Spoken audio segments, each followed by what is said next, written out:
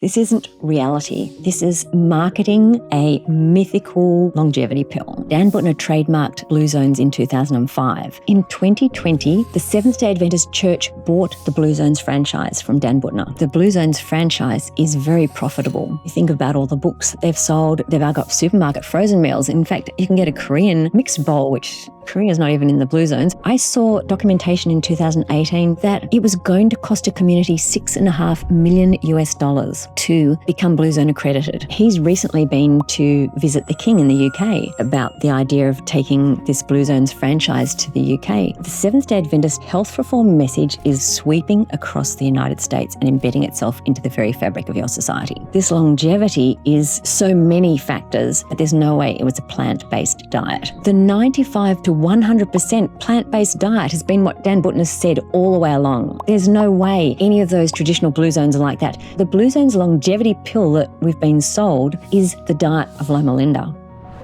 What was your initial motivation to start digging into these hidden influences that are affecting modern dietary guidelines? It's a really interesting question, Jesse, and a place I never expected to go to be part of. I'm not sure if you're aware, but I was a nurse in my past life, but I had been a professional photographer for about 18 years and just loving photographing people, weddings, portraits, all sorts of things, and telling other people's stories. And it was, I guess, initially, Gary was diagnosed with cancer in the year 2000. We'd started going out when I was 16, and I hadn't really known an adult life without him. I hadn't had to make decisions without him, and it was a real shock. We had young children at the time, and something we were certainly not expecting in any way. He needed further surgery in 2004. He was on chemotherapy for 11 and a half years, on and off. And it was a benign but aggressive tumour. So it doesn't metastasize, and they can't actually get rid of it. But he's been able to control it with diet. So in 2011, like other people would do, should he be told or should they be told that there's nothing else we can do, he turned to Dr. Google. And he came across the work of Tom Seyfried and Colin Champ and Dominic D'Agostino and went, oh, there's a real thing here with sugar and cancer management. So chatting to a few people, he was given a book called Sweet Poison, written by a lawyer here in Australia. And he's saying, what can a lawyer know about sugar that I don't know? I'm a doctor. I'm an orthopedic surgeon. I've studied medicine. What could he possibly know? And he read that book, and a friend of ours who was a pharmacist said she'd been trying to look into a lot of things as well for Gary, and came across some studies about metformin showing that people who were on metformin, which is used for type 2 diabetes, were getting less incidence of cancer or potentially even putting their cancer into remission. And so there were some really interesting studies. And she said, why don't you take metformin? And he said, why am I going to take another drug? He was on a lot. I said, why would I take another drug when potentially I could just stop eating sugar? Because in layperson's terms, and as I was a nurse in my past life, but I'm not a scientist and I'm not able to discuss the medical terminology in the same way. But the concept of metformin is that it takes the glucose out of the bloodstream and pushes it into the tissues, which, as Gary says, has long-term effects. But in the short term, and potentially for feeding cancers, it gets rid of the sugar. So he went on a no-sugar diet. Overnight, he just gave up all sugar. Jesse, it took, I reckon, about 6 or 8 weeks for him to go, wait a minute, carbohydrates turn to glucose the minute you eat them. Go back to those science experiments. You'd eat a Sayo biscuit or eat something and you'd measure it on a litmus paper and you go, this is glucose. So that took a little while, and he's embarrassed. But also, when you're doing medicine, you are so siloed. Your education just becomes about band-aiding sick care. And you learn everything in so many silos. Sometimes it's difficult to put the pieces together, especially after you've been practicing for many, many years. So that was another moment for him. So, okay, get rid of the carbs. And I said, getting less and less in our house. And he came to realize the importance of animal protein and fats. If you take all these things out, what are you going to eat to have, a healthy healthy diet. He was also, as I said, he's an orthopedic surgeon here in Tasmania. And when he first began in his own practice, he might see someone maybe once or twice a year that required some sort of debridement of ulcerating flesh, and understanding that the ulcerations from type 2 diabetes aren't anything to do with bacteria or virus. You can't take antibiotics to heal them. They are undernourished tissue that's dying. So you need healthy proteins and fats, but in particular animal protein, to heal those ulcerations. And so it just started making sense. Like, it was like the dominoes fell into place. And I watched him and other health professionals in Australia right at the beginning, back in 2012, 2013, start talking about the health benefits of, firstly, Gary was only speaking about reducing sugar, but then it became about reducing carbohydrates as well, and including animal protein and fat in the diet. And they were going blue in the face, Jessie. Honestly, talking about the science, talking about the anatomy, the physiology, biochemistry, like they were talking science, and the people were listening. Patients were listening. Gary was helping people heal. Some cases they actually healed their ulcerations. He was helping them get better control of their blood glucose and come off medications as an orthopedic surgeon. And he said it brought joy back to medicine. Like, this is something you don't get to see very often these days, because you're stuck in a healthcare system intent on band-aiding sick care. It's medicate or operate. And the idea that you can reverse something is quite foreign. Initially, type 2 diabetes was called mature onset diabetes. So they didn't worry about it too much, because most people didn't get it until they'd retired from work. It wasn't really impacting workplaces or families or whatever else. But now, by 2016, Gary was seeing someone every single week in his public health clinic that required some sort of debridement of toes, sometimes amputations of 4 feet, and sometimes even lower legs. And he just said, this is a tsunami, Belinda. It's getting out of control. And so as he started to get his own health under control, and as he came off medications and put his own cancer into remission, he reversed his pre-diabetes, which he also had. He just went, I'm going to start talking to my patients about this as well. So, as I say, then he got on to talking with Low Carb Down Under. And you won't believe it, but in 2014, he was reported to the medical board by a dietitian in the hospital for recommending to his patient, who'd already lost one leg and was at threat of losing amputated toes and progressing up to another lower leg, for recommending they reduce sugar in their diet, and understanding that in the public hospital system, the diabetic menu includes 3 desserts per day.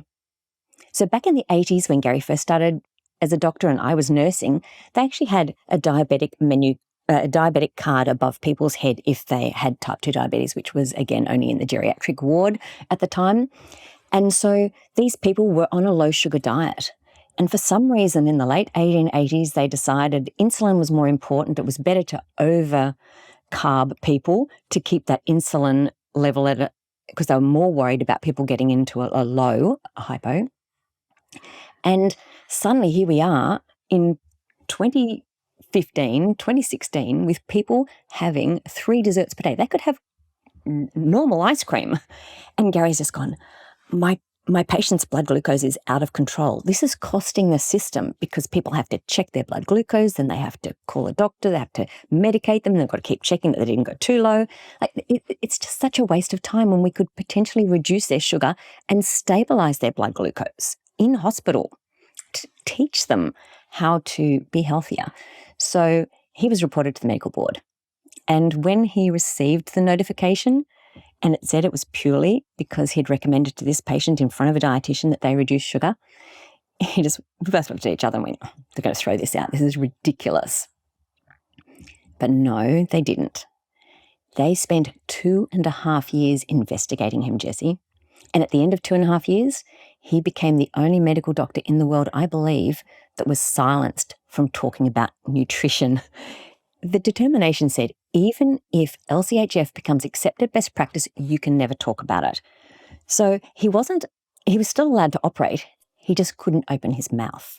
Crazy story. So until this day, has that now been lifted where he can openly talk about what he wants? Yes. So it took another 2 years. And so this is, I guess, where my research came in. I started right at the very beginning. I was thinking, why are these people talking about the science and the people who are writing the guidelines, the rule books, the people who are making the rules, the medical board who are determining Gary's case? Why is no one listening to something so important? And so I started doing some research. And I have said before, I think I trained in the hospital system as a nurse back in the day with the nurse's cap. We were on the ward learning. And so we would see things. It wasn't like we were being trained in the university. We were really in real life, real world experiences. And it made me question things a lot more.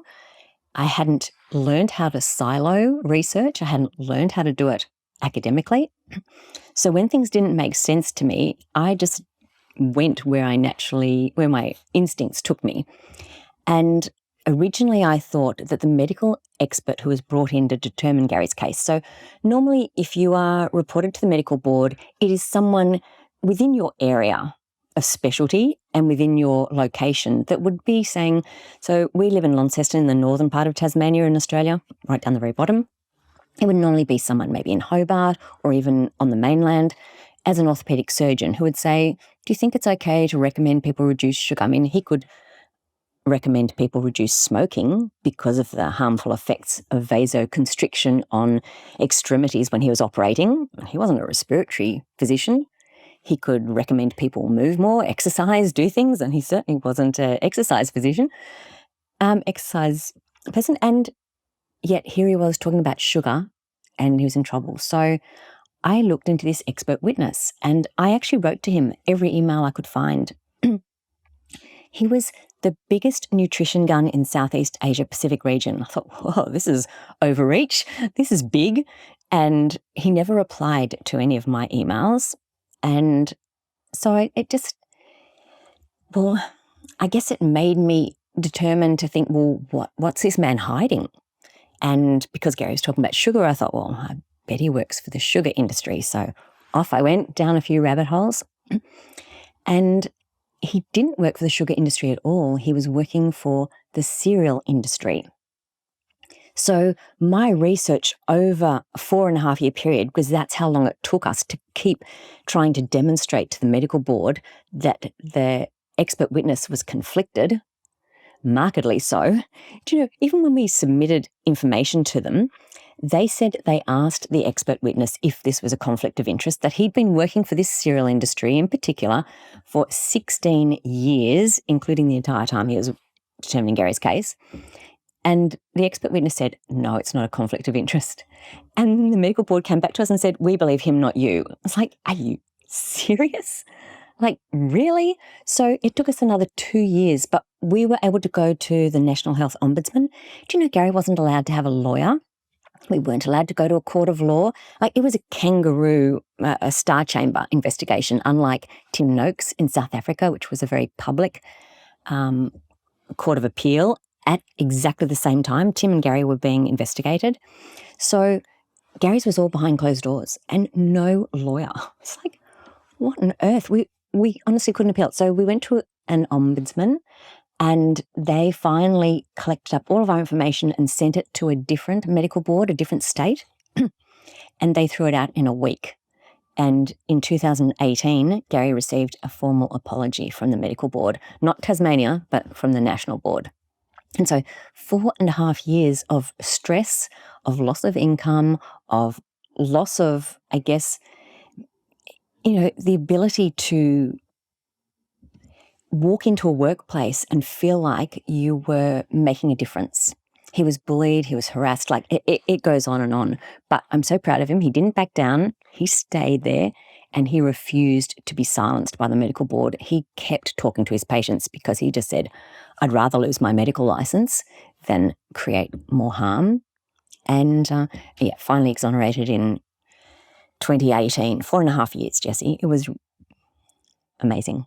All right, well, let's talk during that period. You're doing all this research, defending your husband. What are some of the first things you come across?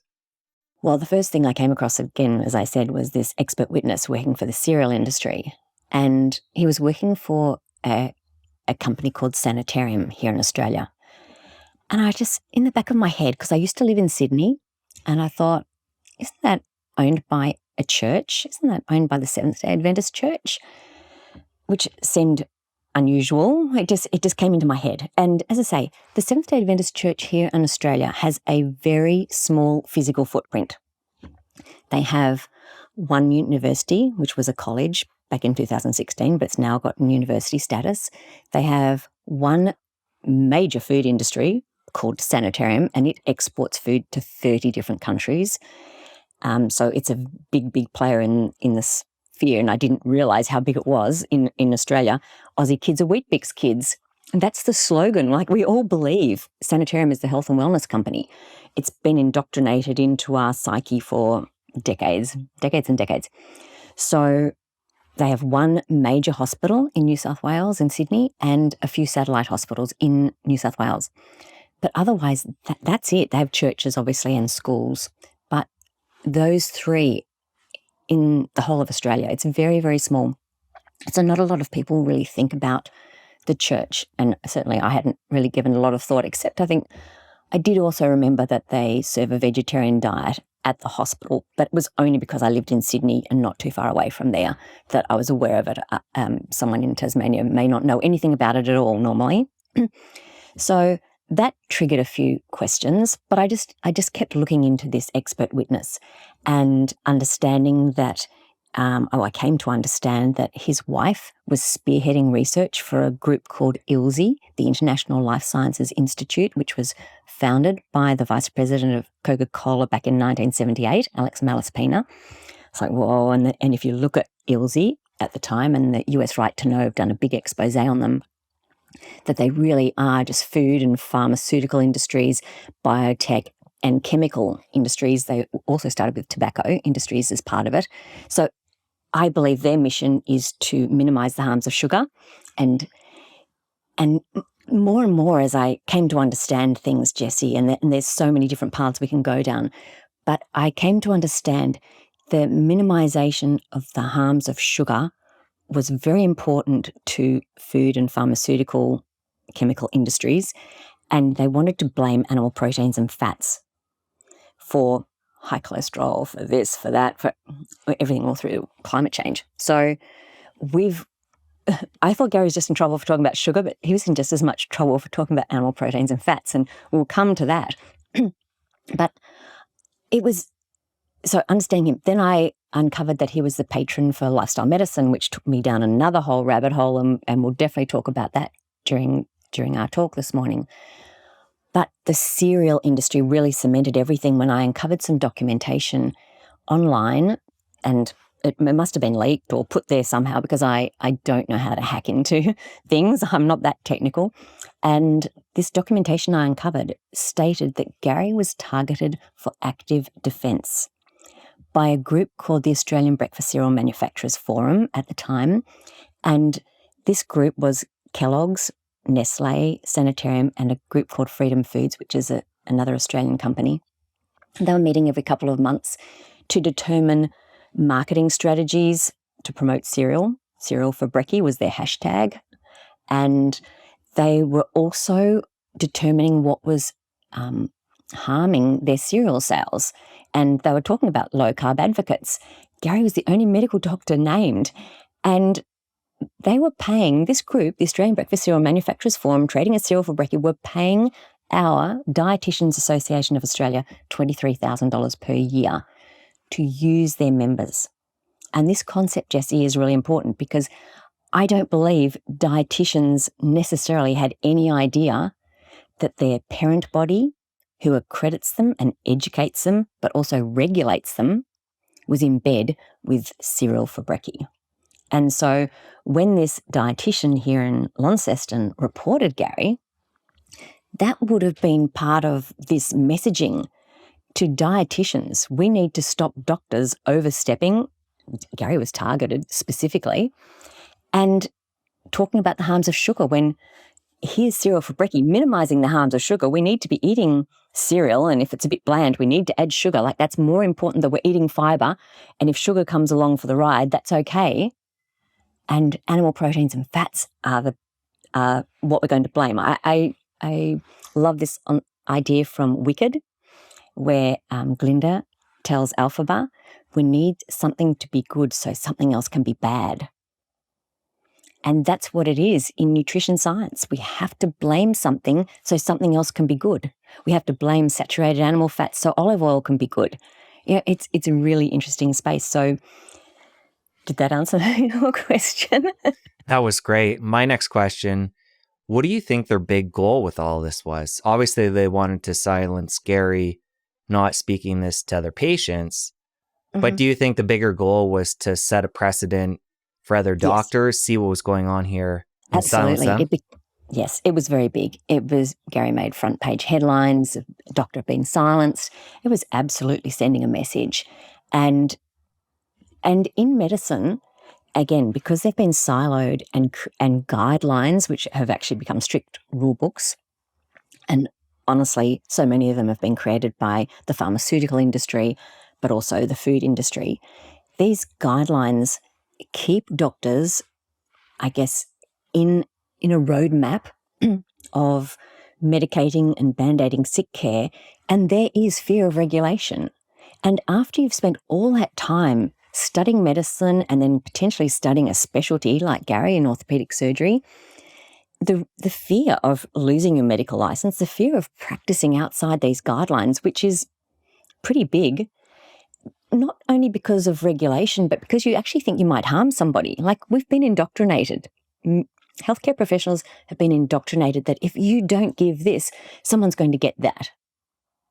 Instead of understanding more and more. I say Gary's only crime was learning about food as medicine and the health benefits of animal proteins and fats and reducing carbs. So this is a very challenging concept to the food, the pharmaceutical industry, the healthcare industry, which is massive, and in America, just as big as here, if not bigger.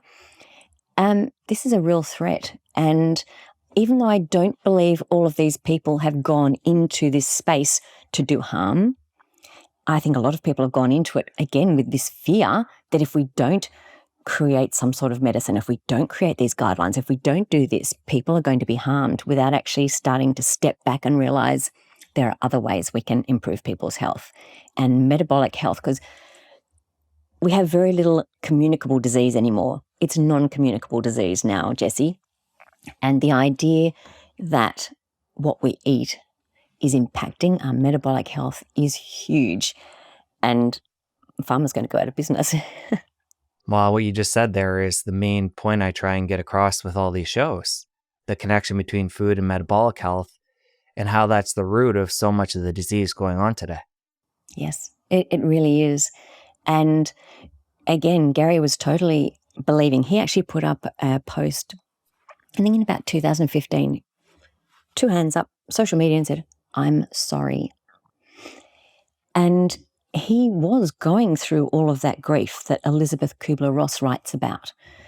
You know, those stages of grief are huge. And as a doctor, especially when you're getting towards the end of your career, if you think about the fact that you've been amputating people's lower legs, putting them in a wheelchair, and just the pain. Some people are in hospital for years, Jessie, just having dressings over and over and over again. And it's a terrible thing to say, but the ward that has a lot of people with rotting flesh on it is like a leper ward. The rotting flesh smells. These people are embarrassed. These people are in so much pain. And, you know, what are we doing to people when you think food could potentially reverse that? It could potentially prevent it in the first place. So I think I said to Gary, I don't believe so much harm has been prescribed, and I'm saying that at the risk of offending some people, but it's been prescribed. Insulin has been prescribed for type 2 diabetes for so long now, and this push to a high-carb diet, which isn't the individual doctor's fault, but following guidelines, this has created more harm than thalidomide ever did. And that is a very scary thought, Jessie. It is. As you talk about this period of a number of years, you and Gary doing research, standing up for yourselves, defending yourselves, were there any threats or any fear? Because these are big players that you're going up against. In the big scheme of things, you're just two, a Public school doctor kids. and an ex-nurse. So Yeah. talk about that aspect going through the process. Okay. We grew up in a suburb in Sydney or close by, and we went to the same school. And it wasn't necessarily the school of hard knocks, but it certainly wasn't an elite school by any means. And the idea that Gary became a doctor was pretty incredible. There were very few doctors that came out of our school. And a lot of people, when we go back to school reunions, have gotten into a lot of trouble. So they came after two public school kids who grew up without very much. My family holiday was once a year in the car, a family of 5 driving all the way down to my grandmother's to stay in her. It was a large 2-bedroom unit in Melbourne, but it was 1,000 kilometres. And that was my yearly holiday. So we're talking about a couple of kids that just went, you know what, this isn't fair. What's happening here isn't fair, that this information is being withheld from people. And Gary and I looked at each other and just went, I think it was 2 years before Gary presented my research for the first time. So for 2 years, I couldn't actually quite believe what I was uncovering. We presented it to the board, but we didn't speak about it publicly. And when we first started to, we looked at each other and just went, something needs to be said. And Gary said, well, I don't really want you to talk about the vested interests and the religious ideology that you're uncovering. And I agree. I think I haven't gone down the Coca-Cola path a lot, even though I've referenced it at various times, because they definitely came after Tim Noakes. And it's a big player in this space. And other people have researched and looked into that. It ties into mine, and there's no doubt. I'm not saying it was only the Seventh-day Adventist Church that have come after Gary or that cereal. There are other cereal companies involved in it as well. And there's definitely Novo Nordisk, and there's some big players in the insulin space that would not be happy about the conversation either.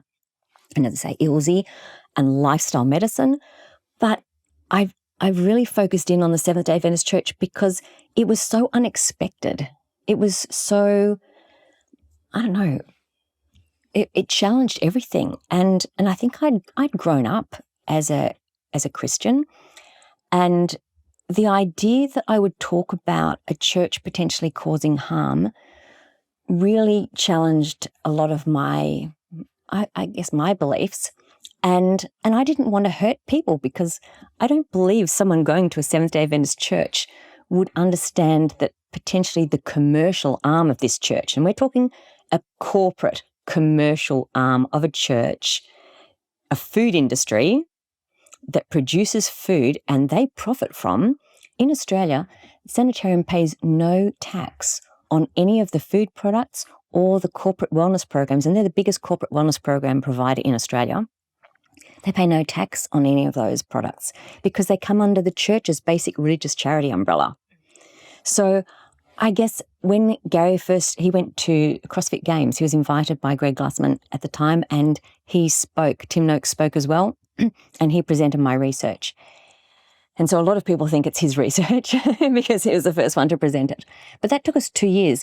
And the reason we decided to also go down that path was because a high-profile politician here in Launceston, in Tassie, said to us, you're coming up against some really big influential players here. If this is where you want to go, you either become very, very loud or you run and hide. And we looked at each other and went, 2 public school kids from Forest High, we're going to take on the world. And interestingly, I think because a lot of it's come from me, Jessie. I think if Gary had come out and said, this is happening and he's just stayed in science. I mean, he has talked a bit about my research in the last few years. But his expertise is the science. When cereal for brekkie came after my husband, the mama bear came out. I went, you've got to be kidding me. They are targeting my husband. They're trying to discredit him. They're bullying, they're harassing. They are creating a situation that my husband's being looked at. He's being vilified. And I just went, no. And I think because I've stood up, what's anyone going to do about a wife saying, what you're doing to my husband is wrong? And this is what I'm researching. And everything I talk about, Jessie, is put out by the church, by Coca-Cola, by Novo Nordisk, by all the big industry players, by Ilse. Nothing I talk about hasn't been put online by them. I've just managed to put a lot of the jigsaw pieces together and through my research gone, oh, that connects to that. And honestly, in about 2021, soon after COVID, I said to Gary, I'm really getting a bit tired of all of this. Our family had come home, our grandchildren were here in Tassie with us finally. And I just went, I'm tired. I've spoken about so many things and really it doesn't seem to be making a big difference. Certain people have written to us and gone, wow, thank you so much. I've changed my health. Certain doctors have written and gone, wow, I had no idea and I'm changing my practice. But the guidelines just weren't changing. And I had a couple of years off and I think it was the best thing I ever did. And I just went, I'm just going to invest in family and just be present. And then the 2023 Netflix documentary, How to Live to 100, came out.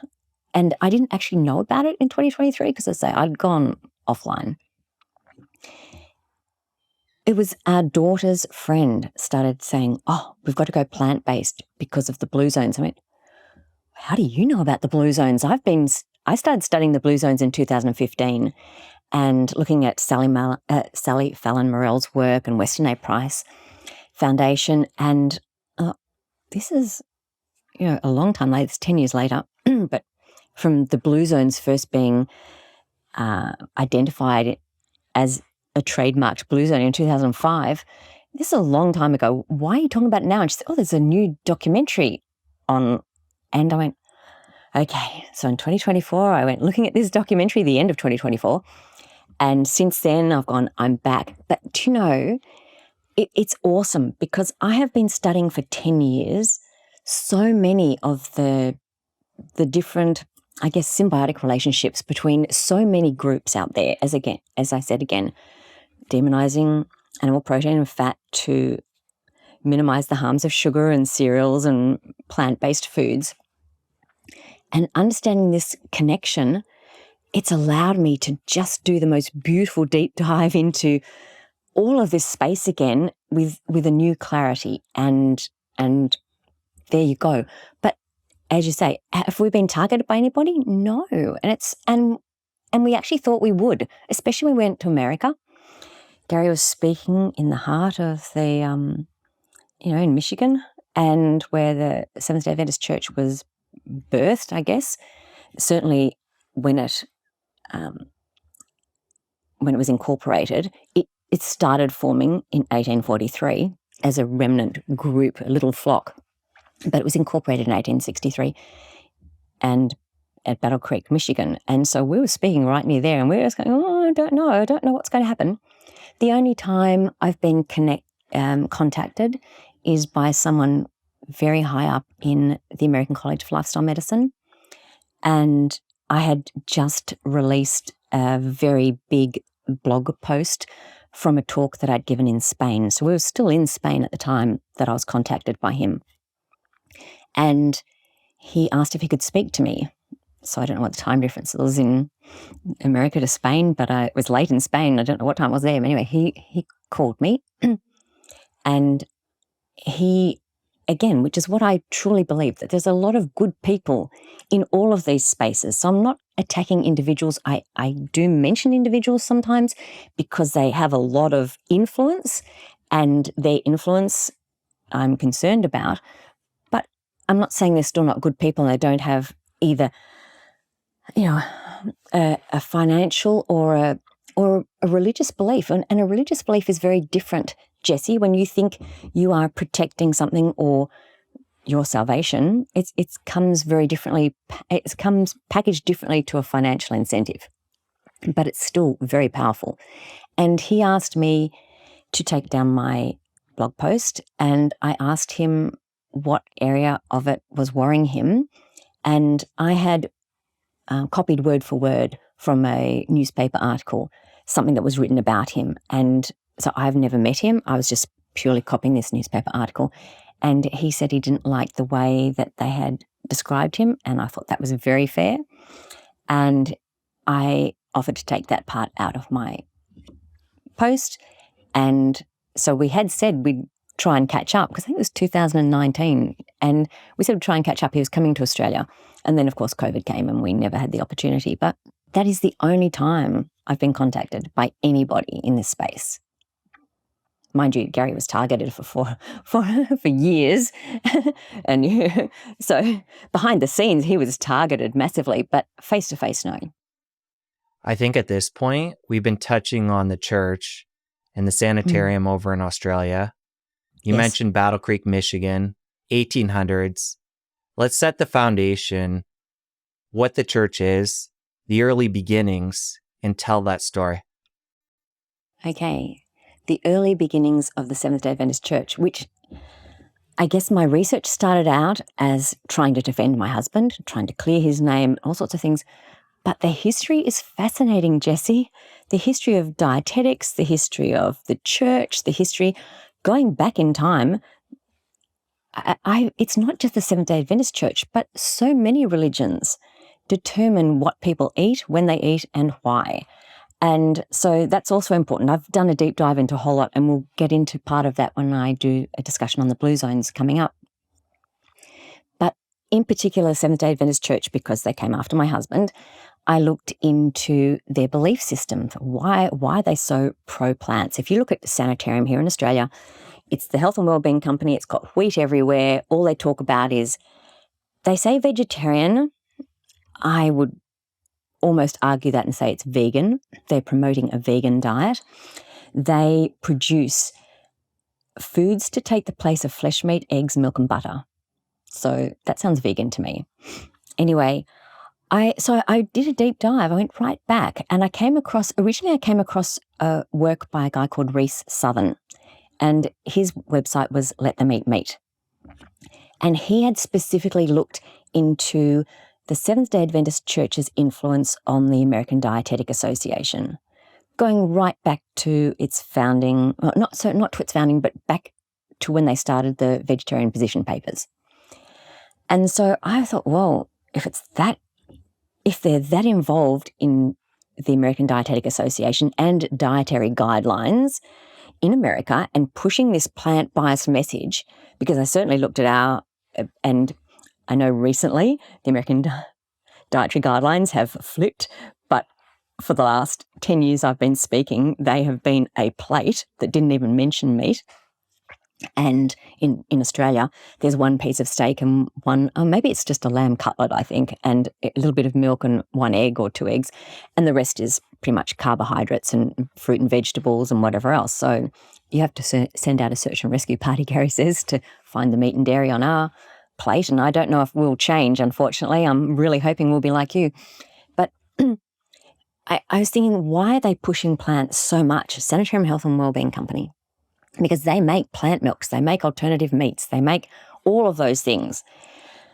And so I went back and back and back into it. So I looked at the vegetarian position papers in Australia, but then I've gone back in to look at the whole temperance health reform movement. I guess that's where it started. Sylvester Graham and other temperance health reformers around the time, early 1800s, were starting to talk about the harms of, really, they wanted religious purity.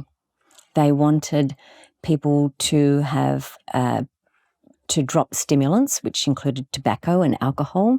They wanted people to give up meat because they felt that it made people have impure thoughts. It stimulated baser passions, and it was a leading cause of marital excess, too much sex, and masturbation. And so this movement was coming along there. And it had to be vegetarian, because if you think about it, even in Eastern vegetarianism, which is a lot more to do with metempsychosis and where you transmigrate between animal and person depending on karma and different things, it still has that purity concept, but it's much more about not harming an animal because you may be eating a relative or along those lines, whereas the temperance health reform movement in the 1800s in America was definitely about religious, social, and sexual purity. But it had to be vegetarian because there was no way any religion in the entire research I've done tells people not to eat, say, ghee, because we need vitamin B12. We need the essential vitamins and minerals that an animal fat, at the very least, can provide people. And it wasn't until, I'd say, John Harvey Kellogg invented foods to take the place of flesh, meat, eggs, milk and butter, and started fortifying that they were able to coin the term vegan in 1944. So when I've looked back, they were promoting a vegetarian diet, but really, really wanting it to move more to vegan. Ellen G. White claimed to have had a vision in 1863, the year the church was incorporated, even though she'd been having visions from 1844 all the way up through to then. This was her first big health reform vision. And there's a guy called, a research paper done by Sanchez et al. In 2016, and these are devout Seventh-day Adventists who've written about the health reform message and what it means to the Seventh-day Adventist Church, and why Ellen G. White may have given it to them. And the concept of, separating yourself, because when you have a new religion, you need to have something that's going to make you different. So they say they follow a lot of the Levitical and Deuteronomy laws from the First Testament, but Ellen G. White took it further. She took it from unclean meats to all meat was unclean. She took this idea that all animal fats were unclean. Shellfish was unclean. Like, it's become a very broad concept that we should be eating fruit, grains, nuts and seeds. Those that were in the Garden of Eden before sin is the God-appointed diet for man. And she said that medical evangelism was the right arm of the church. This health reform message was their entering wedge, and that public health education was a duty of the church. So if you think about public health education, the church, and I'll say the corporate church, I'll say the organization, let's take it to Adventism as an organization, they have created healthcare to be able to take the Seventh-day Adventist specific gospel, their gospel, to the world in places where they couldn't go into if they were just taking religion. So the Seventh-day Adventist Church, which I'll talk a bit later as well when I get to the Blue Zone concept, because it shows such stark reality, such stark contrasts between the Blue Zones. But the Seventh-day Adventist Church are the second biggest educators in the world behind the Catholic Church. And there's maybe 24 million Seventh-day Adventists baptized currently, and nearly 1.4 billion baptized Catholics who have the biggest educational facilities. The Seventh-day Adventist Church, with that small number, are the second biggest educators in the world. They are huge providers of healthcare, and in America, I think there's something like 144 hospitals, and over 30 are in Florida. As I say, in Australia, tiny physical footprint, very, very big messaging footprint. It was someone from the Seventh-day Adventist Church's sanitarium here who designed the algorithms for the health star ratings. So again, this front of package labeling has been designed by an employee of a cereal industry owned by a church who believed that flesh meat harmed not only men, but women and children, morally, physically, and spiritually. So, this is a really big message. She said that parents who placed flesh meat on the table in front of their children would not have their prayers answered. And that their ministers should not show such an evil disposition as to eat meat in front of anybody. And it's big. Her messaging, she's written 25 million words, 49 books. She's the most translated American author of either gender in the world. And her words have been taken around the globe. And the health reform message, as I say, it's the entering wedge to get to so many places and discuss. So when they're educating people, so many people come out of this education system as a doctor or a nurse or a healthcare worker or a dentist. And when I've spoken to people, because let's put the disclaimer here, should have done it much earlier. I'm not anti-vegan, anti-vegetarian, and I'm certainly not anti-religion. I'm pro-choice, and I think it's really important, Jessie, to understand that this choice is being taken away by the corporate and commercial organization under the umbrella of the Seventh-day Adventist Church. This ability to be able to make a choice to eat animal proteins and fats is being taken away. So if someone chooses to follow the Seventh-day Adventist Church's dietary beliefs, if they choose to go to church and that's what they want to do, I'm not going to criticize, I'm not going to challenge those people. But the people who are writing the guidelines, like Joan Sabat, who wrote the global influence of the Seventh-day Adventist Church on diet in 2019 and became a member of the Dietary Guidelines Committee in 2020 and was determining the caps on saturated fat, and he wanted it to be zero, then something like that needs to be highlighted and called out, because he's going into that position, highly influential, but with a devout religious belief that, so part of their gospel, part of the third angel's message of the Seventh-day Adventist Church, Ellen G. White has attached this health reform message to the third angel's message. And they believe they need to give these messages, the third angel's message, to every person in the world. Whether you choose to follow that is your choice. It's not about mandating it, but it's about giving people that choice, because until everybody hears that message, Jesus Christ will not return. So this is their salvation. This is a very, very powerful incentive to be getting into places to create dietary guidelines, to getting into third world countries with healthcare. It's big, Jessie. Well, it's definitely big hearing you describe the infrastructure here. And you mentioned the number of hospitals throughout the U.S., the impact in Florida with the hospitals. Loma Linda is one of the blue zones. We're going to get to that in a bit. I don't want to detour us. But how many of the Seventh-day Adventists are at Loma Linda versus spread out throughout the world? A small amount. Medical missionary, that is the goal. Every single member of the church is part of their medical missionary evangelism. That is part of their understanding, that they have to either be giving tips to people about how they eat, they have to be running cooking lessons, they have to be running a CHIP program or Pivio Health, which is owned by Sanitarium here in Australia, and the corporate wellness programs that also come into America from Sanitarium here, and the food industry that provide foods and tell people how good they are, and then the churches and above. I said a few years ago to Judy Cho, the Seventh-day Adventist health reform message is literally sweeping across the United States and embedding itself into the very fabric of your society through so many different elements, Jessie. It's not just the healthcare, the education, and these corporate wellness programs.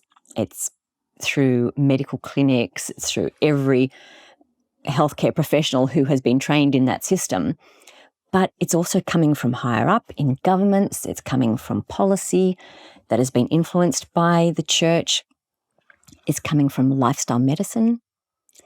And this is probably a good place to introduce this, which again was very unexpected when I started doing my research, and I think a very powerful group that is pushing this plant-biased messaging, and at its heart, has come from Adventist health reform message. So the American College of Lifestyle Medicine formed in 2004, renamed itself in 2004, but was actually formed on the Loma Linda University campus in 2003. So I read that there's something like 17,000 employees at Loma Linda University Medical Center.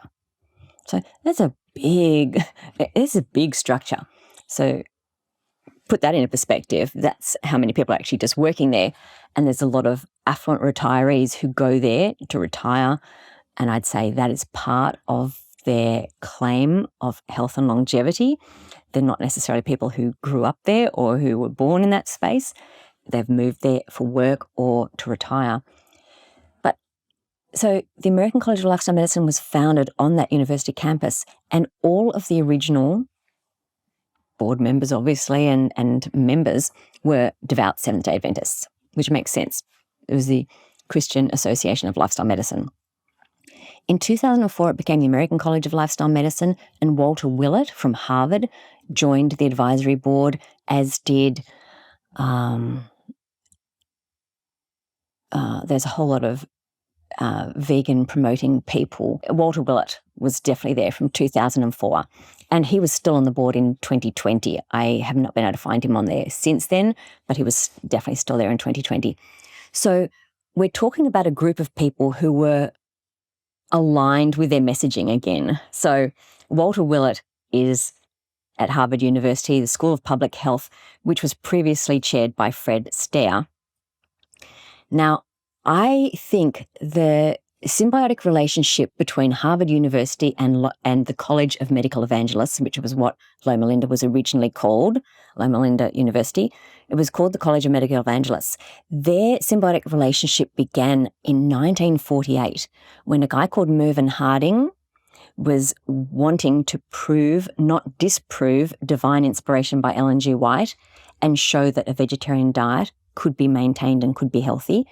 And he approached Fred Stair to become his doctoral supervisor for a PhD. And I just can't imagine. Here's Fred Stair, which we have found to be, the Harvard School of Public Health was bankrolled by Kellogg's, by Coca-Cola, by so many food industries at the time. That's where their funding was coming from. Fred Stair in particular was receiving industry funding from the sugar and tobacco industries. So you've got a man who's being paid to minimize the harms of sugar, demonize animal proteins and fats. He joins with this guy who has no financial incentive. It's just purely a devout religious belief, and he wants to prove that this is correct. So this is a powerful combination. They started publishing their research in 1954, and that became part of that very first vegetarian position papers, the conversations into that, and their work was also referenced in 1977 for the McGovern Report when they started talking about reducing saturated fat. So it's big.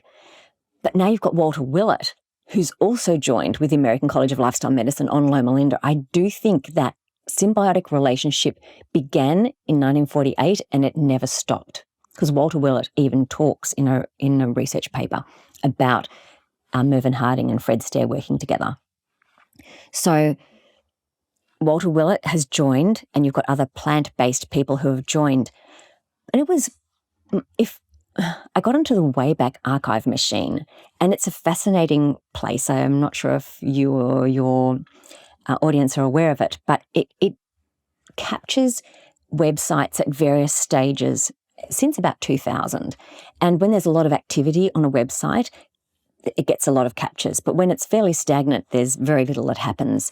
And so I've gone back and looked at the Wayback Machine, and because the American College of Lifestyle Medicine never changed their URL, even from when they were the Christian Association of Lifestyle Medicine, I've been able to go back right through their history, whereas the European Society of Lifestyle Medicine and the Australian Lifestyle Medicine Association changed their URLs. So it's very hard to get back to the history unless you know what they were previously called and what their URL was.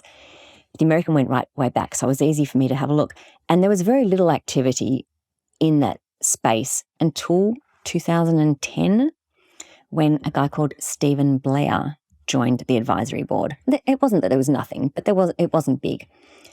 In 2010, Stephen Blair, who was called out by Anahad O'Connor in 2016 as the founder of the Global Energy Balance Network, funded by Coca-Cola, he joined the American College of Lifestyle Medicine in 2010. And so a lot of my research, Jessie, has looked at this symbiotic relationship between Coca-Cola, which shouldn't be there, because if you think about it, Ellen G. White said all stimulants were harmful. Her big desire was to stop masturbation. That's how it began. I did do a big jump there, and is it too hard to go back? I did a big jump, but I'll come back to it. And anyway, so you've got this idea that alcohol, tobacco, spices, and meat are harmful at Loma Linda. And here you've got Coca-Cola, as someone who's hugely funded by Coca-Cola. Stephen Blair, exercise is medicine, coming in onto the advisory board. And from then, their website numbers and their engagement and the changes in that website grew massively. They started having very big conferences. I think in 2013 or 2014, Coca-Cola sponsored the entire event with every single one of their brands. It's just like, I don't understand how a group that believed that caffeine is bad, because if you go to Loma Linda, there is no caffeinated Coca-Cola or any of those things. There's no tea or coffee. And here they are partnering with a group that promotes caffeine. So in my mind, I truly believe minimizing the harms of sugar and demonizing animal proteins and fats is more important than caffeine. It's more important than so many other things. And how does that sort of messaging come about? I'm not 100% sure, Jessie, but that is what I've uncovered. So they were happy to connect with Coca-Cola and have them sponsor their events. The American College of Lifestyle Medicine really started to create medical education. So not just doing conferences and talking about their plant-based living, and in so many ways, many of the pillars of health of the Adventist Church, lifestyle medicine, the blue zones, all of these things, they have a lot of things in place that are very sensible, very logical, and I believe healthful. They talk about reducing alcohol and tobacco. They talk about sleep and the importance of connection, having purpose, movement, all of these, sunlight. These things are good. My only challenge is the diet. And the diet they promote is plant-based. And a guy called T. Colin Campbell, who did the China study, he stated, I think it was in 1998, that he developed that plant-based, he coined the term as a euphemism for veganism, because at the time when he was trying to talk at medical conferences and things, there was a real block in people talking about veganism because it became very much about animal rights and animal ethics. And he believed it was about health, and he just wanted to just take away that block that people got when they heard vegan. And so he coined plant-based as a euphemism for veganism. T. Colin Campbell was also very involved with lifestyle medicine. So we have got that group coming from there. They devised medical education, and this medical education and accreditation and being accredited as a lifestyle medicine health professional started going global not long after 2010, but certainly by 2016, it was in so many different places, and doctors all around the world, dietitians, health coaches were all starting to get this incredible accreditation that they were paying for. But when I asked people here in Australia, I said, do you realise that the exams, that the curriculum, everything's been written by Seventh-day Adventist ideology and Coca-Cola? It's like lifestyle medicine and exercise is medicine. And if you consider what they're talking about, it's a really high carb, low fat, minimal animal protein, and a side of Coke's okay at the end. So yeah, that's where I started to look into the American College of Lifestyle Medicine. They really are getting their medical education concept. They're getting student bodies in different universities around America in particular to all be advocating for lifestyle medicine. And again, I promise, it sounds really good.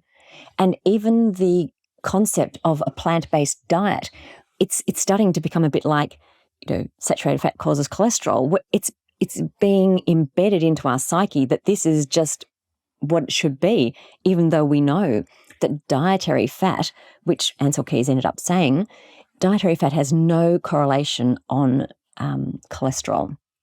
So just because you pour fat down a sink and it congeals, our bodies are not the temperature of a sink. So fat does not congeal in our body, and we can utilize the essential vitamins and minerals that come from it. So essential nutrients, we have to understand that this medical education is big, and it's coming to all sorts of places all around the world from this ideology and this belief system and this symbiotic relationship with Coca-Cola, with cereal industries, with pharmaceutical industries. It's really big, Jesse.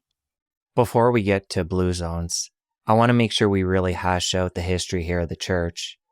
Ellen G. White, you mentioned Graham, you mentioned John Harvey Kellogg. I did, and I didn't go there. That's what I wanted to come back to. Let's talk about any potential relationships there between those guys, and then how they went from Battle Creek, Michigan, down to California. I'll do that in the Blue Zones. Okay. I'll do that. But I will talk about the fact that a lot of people have actually challenged Ellen G. White's writings, her beliefs, her testimonies to the church, as I say, 25 million words. They have questioned her as being an authoritative person who claims that all of her writings have come from God, and said that a lot of her early works, especially about her health reform message, has come from earlier temperance health reformers, which I've mentioned were already talking about some of the things that she has brought into the church. But instead of being an itinerant preacher like Sylvester Graham, standing on a corner and promoting this idea, he also wrote some textbooks, and a lot of people bought them, and someone created graham crackers. He didn't invent them, but they bought them on the back of what he was saying.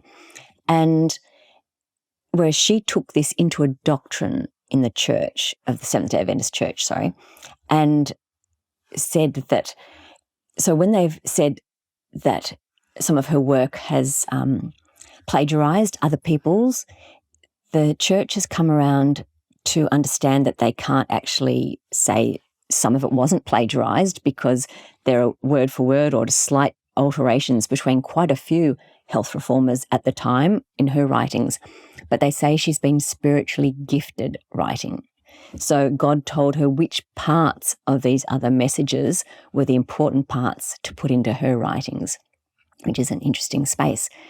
Very, very quickly, Ellen G. White, so it was actually Joseph Bates and Ellen G. White's husband, because she was Ellen Harmon when the church first started to form this remnant church. She was 16, 17 at the time. And James White was in his 20s, I think he's 25, and Joseph Bates was in his 60s. They were both from the Christian Connection Church, anti-Trinitarian church, and they really wanted to they really believed in William Miller's messaging that Jesus Christ was about to return. They were part of this movement in 1843, then 1844. And when Jesus didn't return in October in 1844, there was a small group, I would say led by Joseph Bates and James White, but Ellen was part of this. And because she started having visions, which were encouraged, I believe, by these men, how they were able to sell this messaging. So her very first vision was, it wasn't the wrong date. The date setting was correct. It was the wrong event. They just didn't quite understand what was happening. Jesus wasn't coming back to earth. He was moving from his holy place to his most holy place to begin the investigative judgment. Now, this concept, Jesse, is that the Seventh-day Adventist Church do not believe that atonement was fulfilled at the cross, which is a big difference in traditional Christian thinking. So they believe that it was started at the cross, but it wasn't till 1844 when Jesus moved into the most holy place that he began to go through the books. And he's only going through the books, well, that's what they said at the time. It was actually a shut door for 5 years. So no one else could join the church. No one else was saved for 5 years. And then when they started marrying and having children, they realized they couldn't quite leave these poor children out. So the shut door disappeared. But the idea was that he was going through the books of only the people who'd professed that they were Christians, not the books of everybody, just the professed ones. And within Seventh-day Adventist Church, I believe it's a very, very legalistic concept. It's faith but works. And the idea is that you will never know if you're saved until Jesus comes back and you have... I should just say, if Jesus goes through the books and your name, say, Jesse, you've come up today and he's blotted out your sins, but he doesn't come back for another 20 years, you have no intercessor in that time. So in those 20 years, you have to have done good works. You have to have confessed all your sins. And if you've missed anything, then it's up to Jesus to determine how important that was or how critical it was as to whether you're saved or not.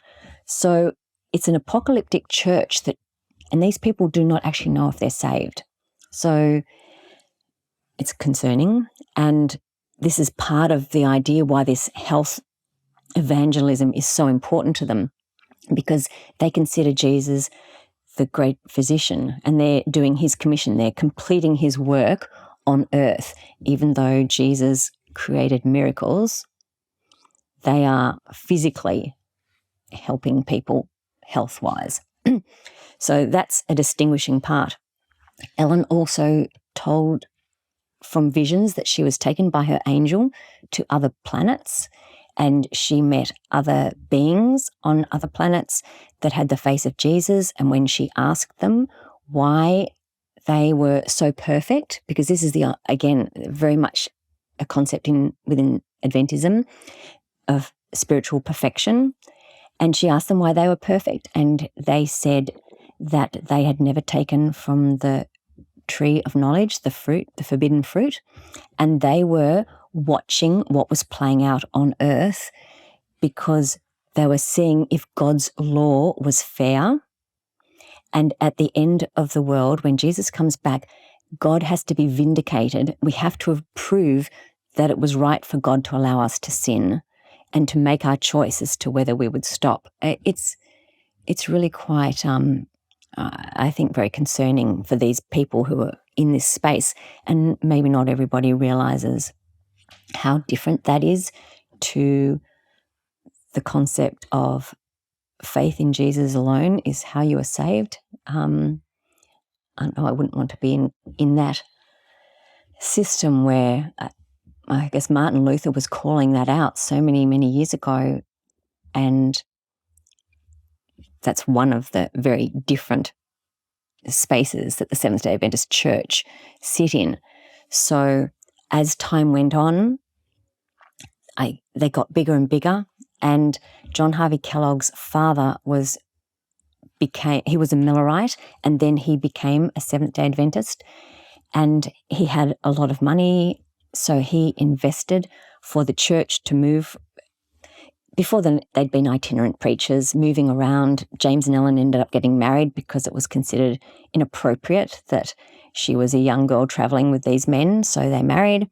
They had children of their own, but she truly believed, or they truly believed, in this concept of vitality. So a little bit of mysticism that was probably happening around the time of the burnt over district. A lot of new religions started in America around the 1800s, mid-1800s, and this concept of vitality. So to her, it was marital excess and masturbation were definitely contributing to a loss of vitality, but she also had a book that she was typesetting or that she was writing. It was called A Solemn Appeal to Mothers. And John Harvey Kellogg was, I think, 4 when his father joined the church and paid for their printing press and was a huge investor in the Battle Creek, Michigan Sanitarium. But John Harvey Kellogg was 12 when he first went to work for the Seventh-day Adventist Church. And if you understand, because they're apocalyptic, they believed that Jesus was coming back. John Harvey Kellogg and his, I believe, 11 brothers and sisters all stopped going to school because it wasn't necessary because the world was about to end. So, but John Harvey Kellogg appeared in exceptionally bright. So he went to work for the Ellen and her husband, and his first job was typesetting her testimonies. But one of the very first books that he typeset was this Solemn Appeal to Mothers, and it spoke only of mothers deterring their children from masturbating. And she talked about soft mattresses. Again, at the time, a lot of children slept in the same bed. So she was about separating genders, but she was about separating children as well. So they didn't touch each other. She was very, very concerned about self-vice. And her main point in this book wasn't just spices and things. It was meat. Her main concern was meat. It defiled people, as I said, physically, morally, and spiritually. So you've got to understand, John Harvey Kellogg was 12, and he was typesetting this book where she's talking about the harms of masturbating. And she went through everything from losing her eyesight through to an inwardly decaying head. And he typeset. It was as if you put a pistol to your own chest and took your own life. She blamed criminal behaviour. She blamed epilepsy. So when people were brought to her with children with epilepsy, she insisted that they were masturbating. And so over time, I say, is it any wonder that when John Harvey Kellogg grew up and they paid for him to become a doctor, they employed him at their sanitarium, Battle Creek, and he did everything he could to prevent sinful intemperance. He did everything. He invented genital cages. He did circumcisions on young boys without anaesthetic. He caused a phimosis so that if they tried to have an erection, the penis tipped to the side and was painful to erect. He poured carbolic acid on young girls, on their clitoris, to stop them touching themselves.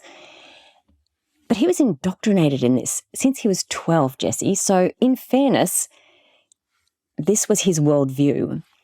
And he also was desperate to invent food to take the place of flesh, meat, eggs, milk, and butter. He was a very smart man. He married a woman who had a home economics background, Ella Eaton Kellogg, and she and Will Keith, his brother at the time, they developed, I guess, a kitchen in the Battle Creek Sanitarium. And they started playing with food, inventing food to provide to patients who came to that facility. It grew from a place that could house about 40 people when he first started to a massive mega complex that could house 1,200 patients, 700 staff. Like it was very, very big. It became really, I mean, he started wearing a white coat. It became what we sort of know as a hospital today. And he did start including medicating people, not a lot, but a little bit, and definitely surgery. He started surgery, whereas it started off as a sanitarium where you'd go to heal and recover with sunlight and vegetarian food. So it changed over time. But at the beginning, this is what he was doing. And it was accidental that they flaked wheat in the late 1800s. By 1905, he had produced the very first commercially purchased alternative meat, and it was nut meat. It was, I think it was a nut cutlet that you could bake or fry.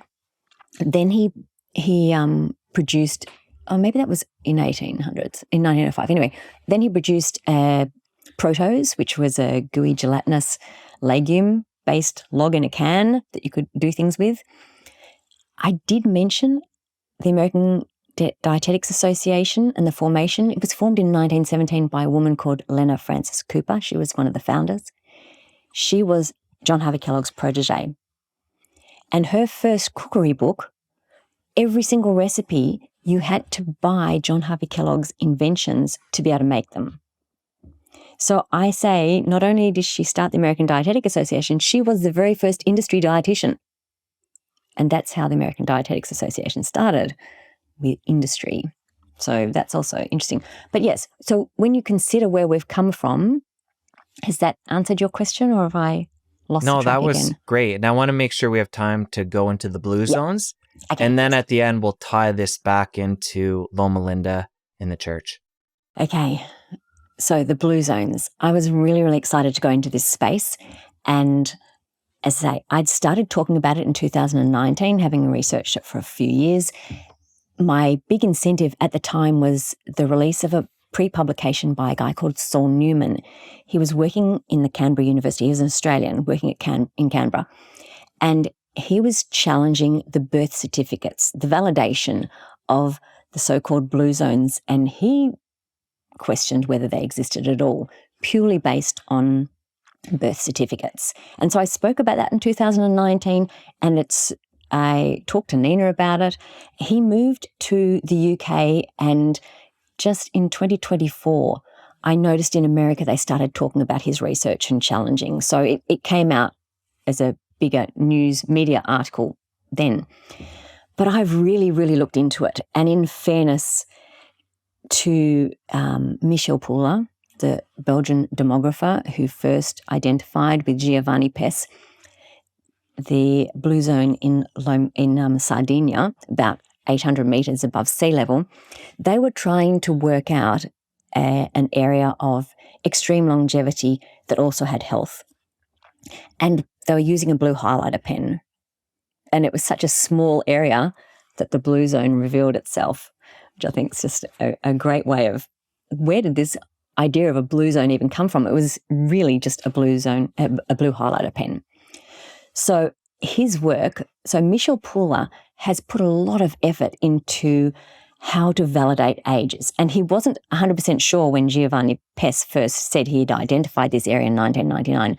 But by 2000, they had age-validated a sample group of 40 centenarians, and believed that everything lined up with what he'd done. So Michel Poulla actually, can I just jump quickly and say, he produced a paper in 2024 and said it was the only area that was properly age-validated, Sardinia. The others, he wasn't so sure, and he's done a graph and he's shown the varying degrees of their age validation, but he said Loma Linda didn't qualify at all. So let's just go there. But Saul Newman was challenging all of it. But I think Michel Poulla's shown that he did actually do all the correct work for Sardinia. So going back to Sardinia, which is where I sort of started with Sally Fallon Morell's work, Weston A. Price. So you've got to understand, Weston A. Price was a dentist. He was looking at, I guess, tooth decay back in the early 1900s. And he was finding that there was an increase in tooth decay from industrial processed sugar and refined flours. And he thought, it's just happening so quickly, a bit like type 2 diabetes for Gary. It was happening just in front of his eyes, this tsunami. And Weston A. Price similarly. So he went in search of areas that potentially had not been touched by the Industrial Revolution or refined sugar and flour.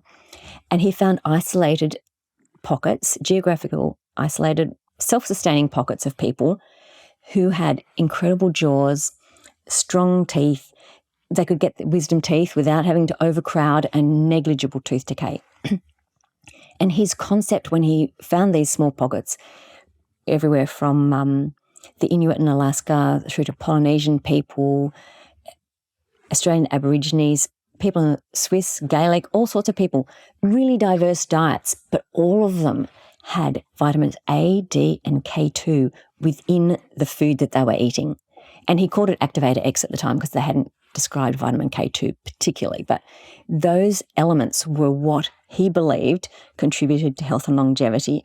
And that's an important package just to remember as we go through these next spaces. So sorry, I've jumped from there. So Sardinia was being looked at 1999. In 2000, Giovanni Pesce and Michel Pula really believed that they'd found something pretty special, and they were doing some scientific studies. It was called the IKEA study. Dan Buettner, around the same time, had heard that there was longevity studies being done in Okinawa. And so he pitched the quest to National Geographic in 2004 to see what was causing this incredible longevity. What's a longevity pill? So he went over to Okinawa, and then he was told about Sardinia, and he produced the front cover for National Geographic in 2005, and his cover story included Loma Linda as the third blue zone. Apparently, the editors of National Geographic wanted an American place as well. As we go through this, I'll highlight more why I'm challenging how do you sell an ancestral blue zone longevity pill to Americans. Well, of course, if you don't include an American state or American city that potentially has the messaging that they want, you're never going to be able to sell what I've discovered in these other areas. So Nicoya on Costa Rica coastline was dubbed a blue zone in 2007, and Ikaria in Greece was soon after. Dan Buettner trademarked. So when the National Geographic article came out, blue zones was not actually mentioned. It was just longevity. But Dan Buettner trademarked blue zones in 2005. And by 2009, he'd started to use that trademark for books, for recipes, for city makeovers. And so we'll get to all of the blue zone longevity pill a little bit later. But what I'd really love to do is go through some of the places. I think I've got time to whiz through them with you. Yeah, let's do it. We'll go to Sardinia. We'll go to Sardinia. It's beautiful. So 800 meters above sea level. These guys had suffered centuries of sea invasions. So we're talking about a group of centenarians, potentially super centenarians, 800 meters above sea level. Why? It wasn't the whole of Sardinia. The sea invasions, they had been taken over by the Phoenicians, the Punics, and Italian unification in 1861. But these people were all after the fertile coastal plains. There were so many minerals. It was rich to be able to grow crops and abundant fishing. So the Sardinians we're talking about are up in the mountains. They didn't come down. They had been there for a very, very long time, Jessie, born and raised and bred in the same place. They were literally isolated, and they were very much involved in when Michel Pula and Giovanni Pesce really looked into it. Giovanni Pesce had thought it would be a genetic aberration because these people had been isolated for so long. He thought there must be something about the genetics that had kept repeating themselves to create this longevity. But the more and more they looked into it, they realized it was about place. It was about the seasons. It was about the rhythm that these people had developed. They were self-sustaining. They were shepherds, and they were raising their own animals. They were hunting, they were gathering, they were foraging, and they were raising kitchen gardens. They had centuries of understanding how to preserve meats and how to ferment foods, how to prepare them in such a way that it reduced anti-nutrients and it brought irritants, and it brought out the best of things. And your interview with Bill Schindler, I just loved it. It just put a couple more things into my head Thank you. about this idea that if you are talking about, say, spinach is grown and you might eat a high oxalate diet for 3 weeks, but you don't eat it again for the rest of the year, you're potentially getting the minerals and the vitamins from that, but then your body has time to process it. It's not building up every single day. And so I loved some of the things that you were discussing, and especially I loved the idea that he brought up about when he went there, that he was just eating cheeses and fermented foods and everything else, fermented meats. And when he asked them through his interpreter, meat once a week, that's what I hear you eat, meat once a week. And they said, oh, that's the big celebratory barbecue that we share with everybody. Meat once a week. It's not the quiet daily inclusion of all of those animal proteins and fats that they just eat. They don't think about it. That's just part of life. And as I've gone through the different blue zones, I've tried to work out where Dan Buettner's messaging, they don't eat much meat, comes from. And obviously Bill Schindler worked that one out, so that was just beautiful. I just thought maybe they were just ignoring it, because even Dan Buettner mentions the fact that there's pigs in the backyard and all sorts of other things. But they really, to sell this messaging to the US, they don't mention lard. Now, there was a lady called Karima Moya Gnocchi, and she did oral histories in the 1950s about Italian women all the way from the north to the south and everywhere in between. She did a huge study on them. And they all, or pretty much all, used lard for cooking. They did not use olive oil, even though Sardinia's in the Mediterranean. And it's not that olives can't be grown at that height. They ate olives, but they didn't use olive oil for cooking. And the reason is, and so my real point in this whole blue zone space is the importance of pigs. And I'm in the process of doing a whole study on the demonization of pigs, but I haven't quite gotten to that space yet. So let's just talk about the importance of pigs. Pigs were survival for 4 of the blue zones. They were a way to get meat. They would use kitchen scraps, and a pig would be fattened for a year. When they killed that pig, it would provide meat for the meals then, and potentially meat which was preserved all year. It would provide 5 gallons or 20 litres of lard, and it would provide fat for soap. So the meat was important, but it was the fat. Fat for cooking, fat for eating, fat for preserving, and fat for soap that was so important to their survival back then.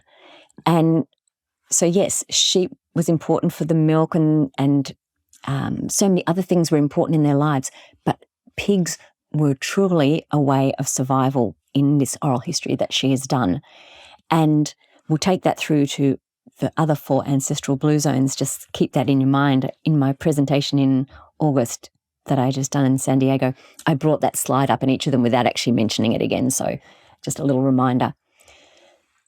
This concept then, for some reason, Dan Buettner went there with a very specific idea that he wanted to create a plant-based messaging.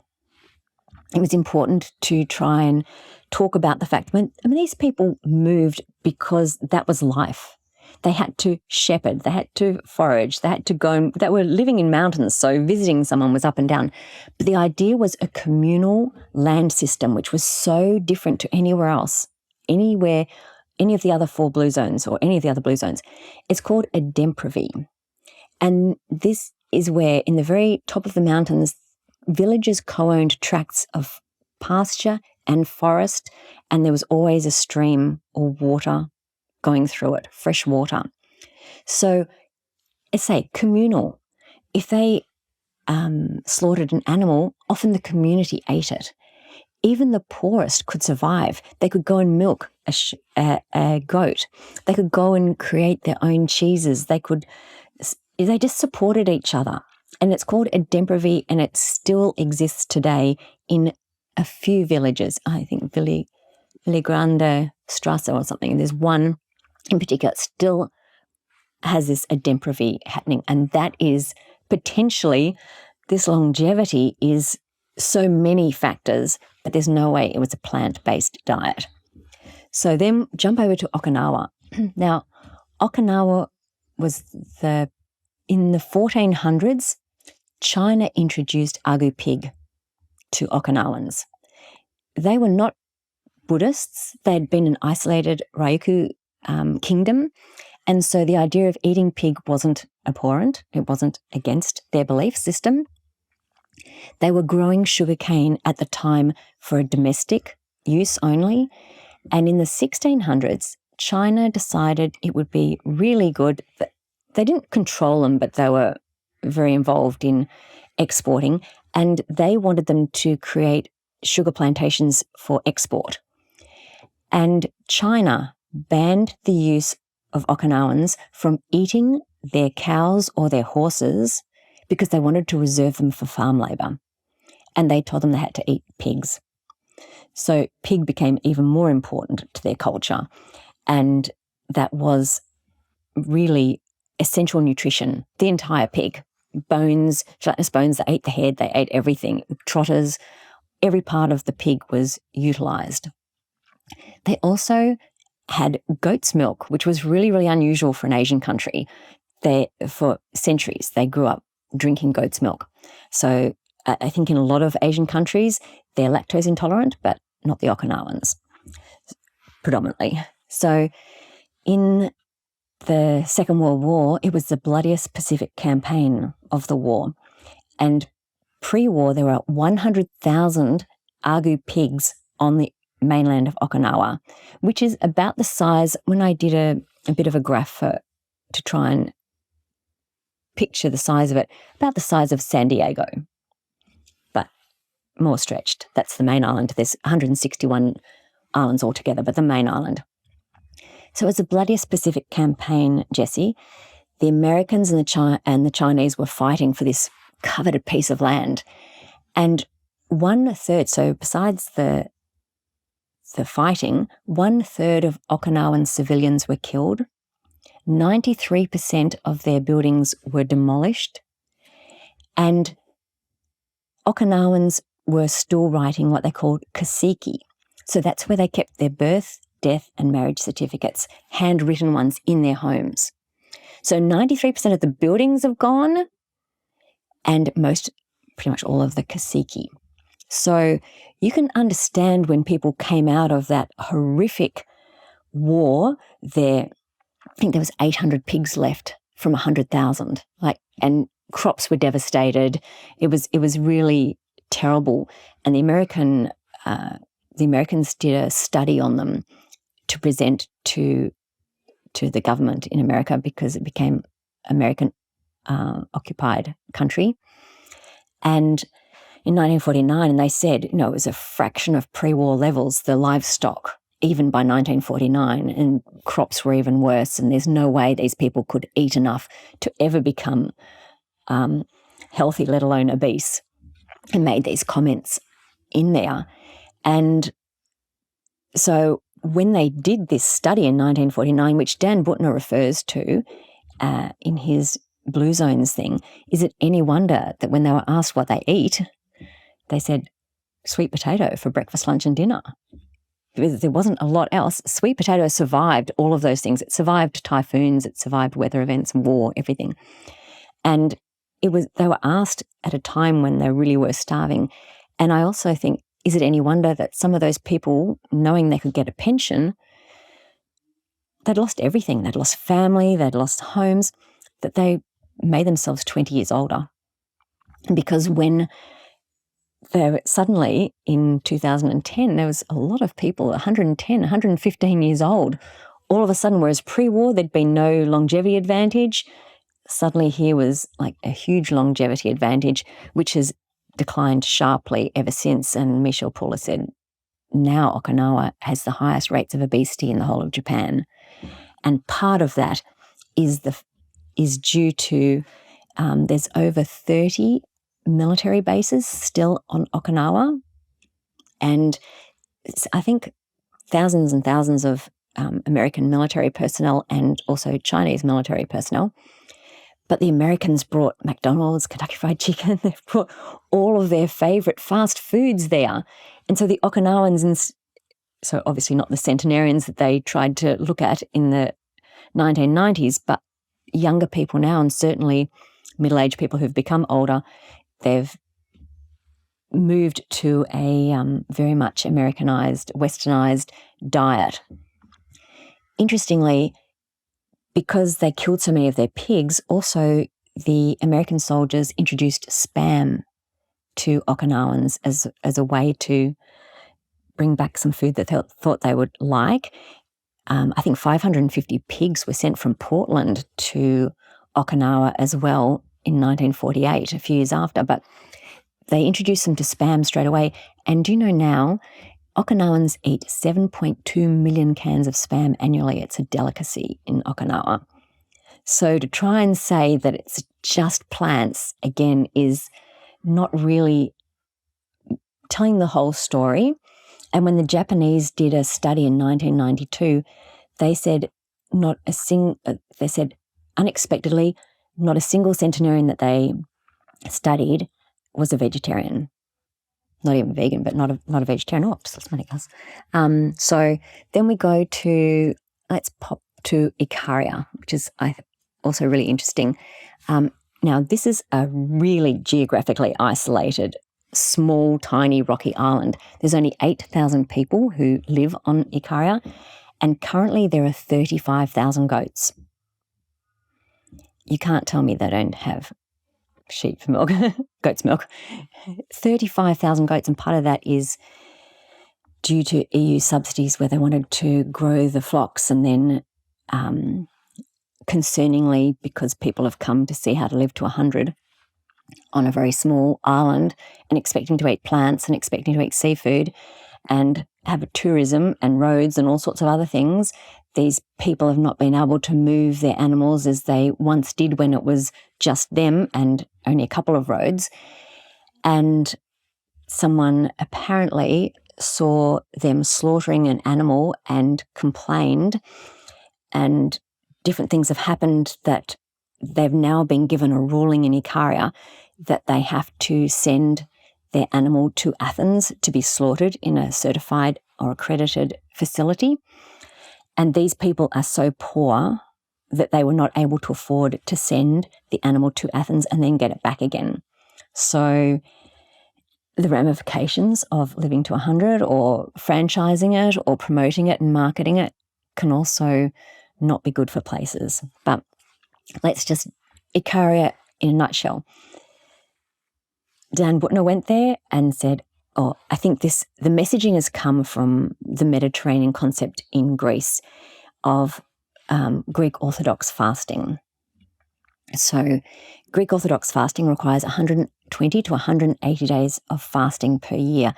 And unlike Roman Catholicism, which is fasting from warm-blooded animals, Greek Orthodox is fasting from red blood, which is very different. So Roman Catholicism, they can eat fish, Fish Fridays, they can eat cold-blooded animals. Greek Orthodox, when you start to really unpack it, it looks less like a lifestyle decision to not eat meat, but a religious ideology that is taking away the opportunity to eat it. Jesse, I was looking at this going, that is a very restrictive diet, but when they break their fast, they eat an entire animal. You know, when it's not a fasting day, a Wednesday or a Friday, they have animal products, animal proteins and fats on their table. It's not that they don't eat them. It's just that it's half a year they're restricted from eating red-blooded animals, which includes fish because they bleed. But when I looked into it, shellfish was allowed. Well, that's a bit odd.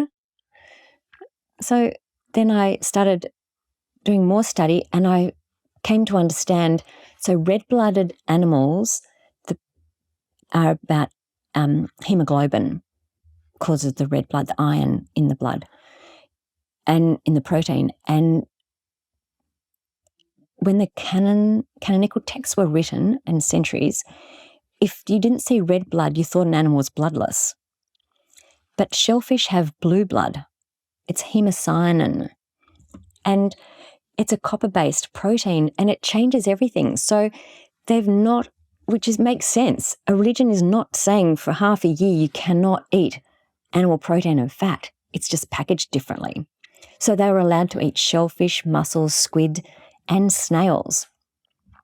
And again, a bit like Sardinia, when certain things happened, different times of the year, there was a lot of, not so much invasion because it was too small an island, but there was a lot of piracy. And so people tended to live inland. And when they had such strict rules about what they could eat and they couldn't access the shellfish, they ate a lot of snails because snails also have blue blood. And in fact, I've found out that Greek people eat more snails than French people. We understand, French and snails, but they actually eat so much more in Greece, and that's because it is a permitted food. during fasting. And Dan Butner never discusses the fact that they had plates and plates of snails. So again, this idea, it's a nuanced omnivory. It's not no meat or no animal protein and fat that they were eating. And like the idea of vitamin K2 and vitamins A and D, kangaroo tails, because we've been told over and over in Australia that Australian Aboriginal people ate a low-fat diet because kangaroos are very lean-looking animals, and when you cut them, there's not a lot of fat on the meat, unlike a pig. But the levels of vitamin K2 are 15 times higher in a small concentration at the base of a kangaroo tail, where it joins the body. I would suggest similar with snails. They've got very, very high concentrations of these essential vitamins and minerals. So it provided health. But they also ate a pig once a year.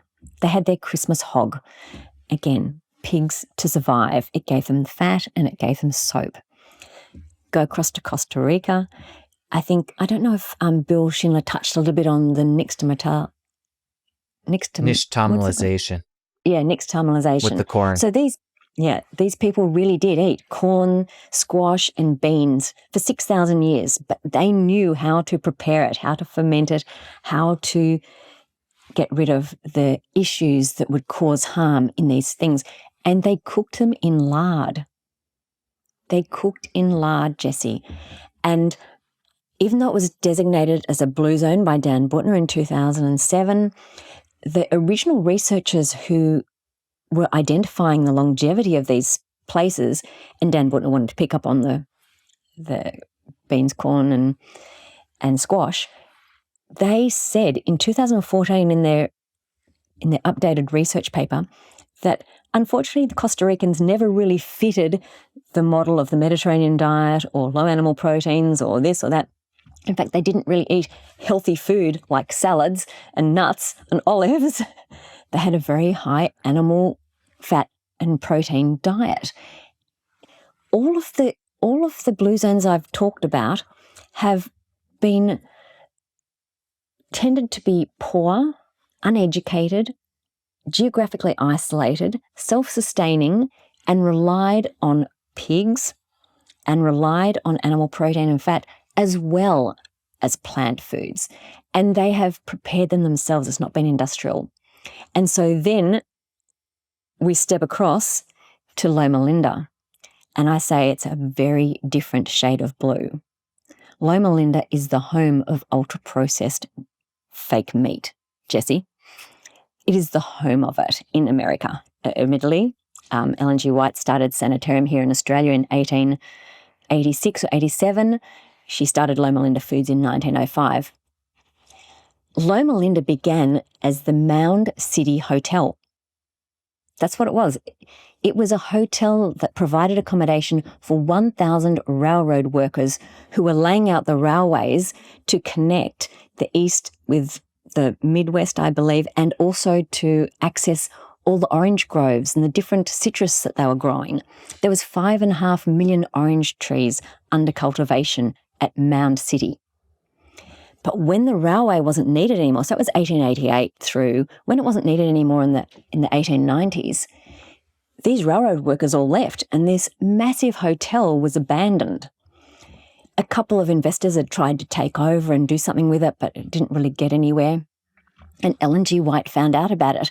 Around this time, she was having a bit of issue, or the church was having issues with John Harvey Kellogg and the way he wanted to take the Battle Creek Sanitarium. And so she decided to move the whole organisation to Mound City, which would become Loma Linda. They bought this abandoned hotel. So does that sound like any of the other blue zones that people have been born and raised? And so she bought it, the church bought it, and by the end of the year, so 1905, by the end of that year, they'd already started nursing training. They had people coming to the sanitarium.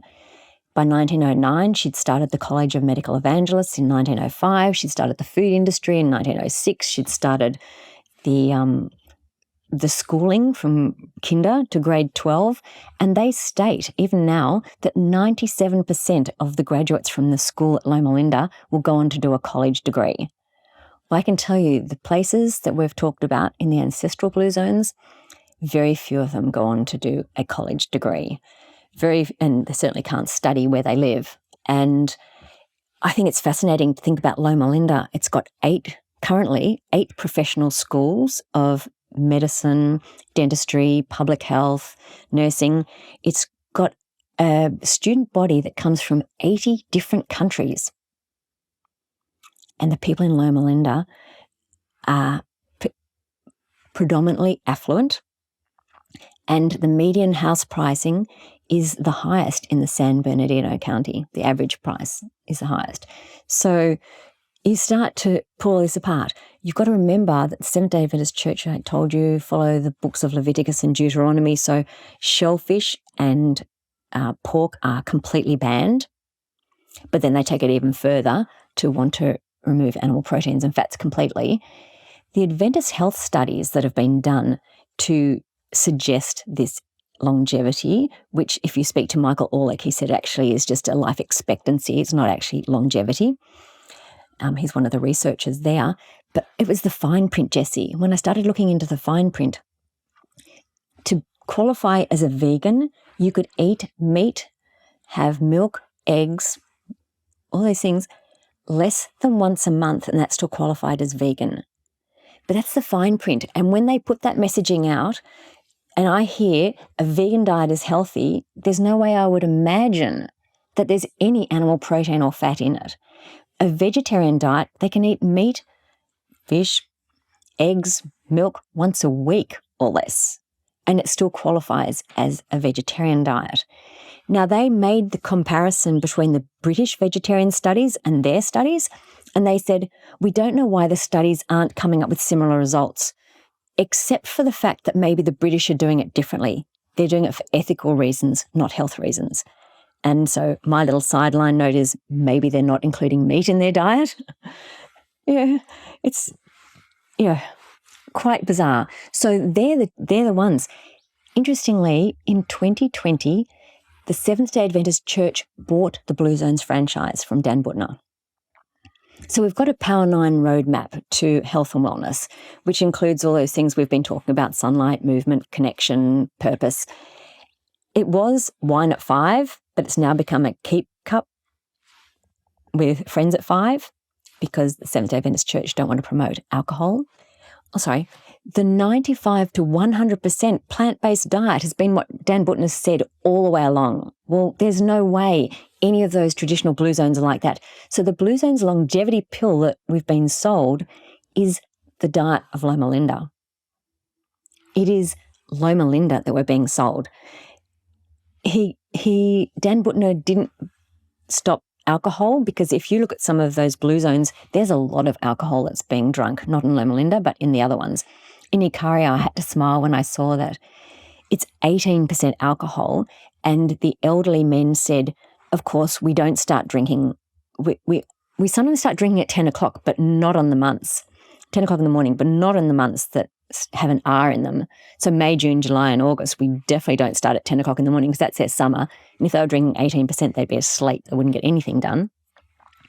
But that's not good public health messaging. So are we taking away the real story of these places, creating a pill and then selling it to America and then onto the Western world? The reason I've gotten even louder about all of this is because Dan Buettner's remained on the board of the church's Blue Zones, and he's recently been to visit the King in the UK about the idea of taking this Blue Zones franchise to the UK. It's like, wait a minute, I'm part of the Commonwealth. I don't want it to come here. Already our dietitians, instead of talking about Mediterranean diets, are now talking about the Blue Zone diet.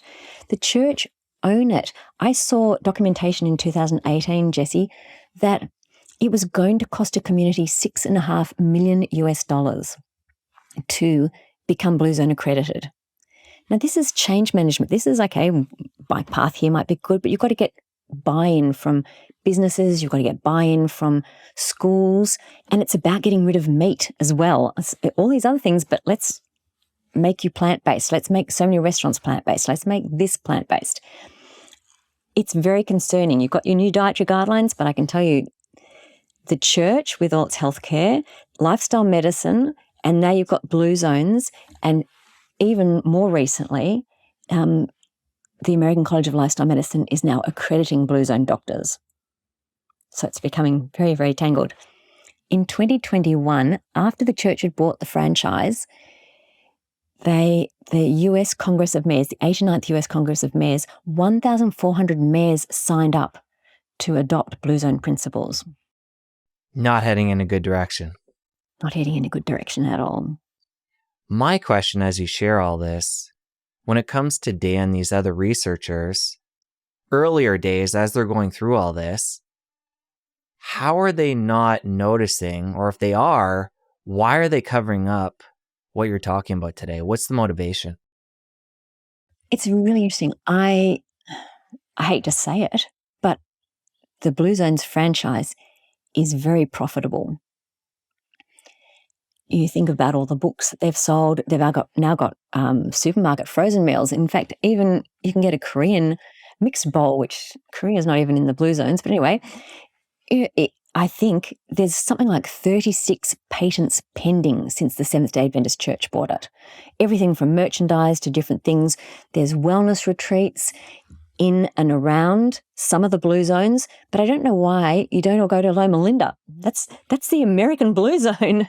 You can go and see affluent retirees pretty much doing exceptionally well, whether they ate that diet their entire life or whether they've got all this support that they can have now that they're there, and their belief and purpose is pretty big. But again, Michael Orlick didn't say necessarily they were centenarians, they just had longer life expectancies. But do you know the Global Wellness Institute predicted that wellness tourism was going to be worth $1.3 trillion last year? And I believe the church has gone into healthcare, it's gone into medical education, and now it's done corporate wellness for a number of years, and now it's going into the wellness industry because there is a massive amount of money that can be made. And the more money they make, the more they can spread their message. And they're about to integrate the very first Blue Zones lifestyle into the Miami World Center. 10 floors owned by the church. And this idea of creating a lifestyle blue zone wellness space.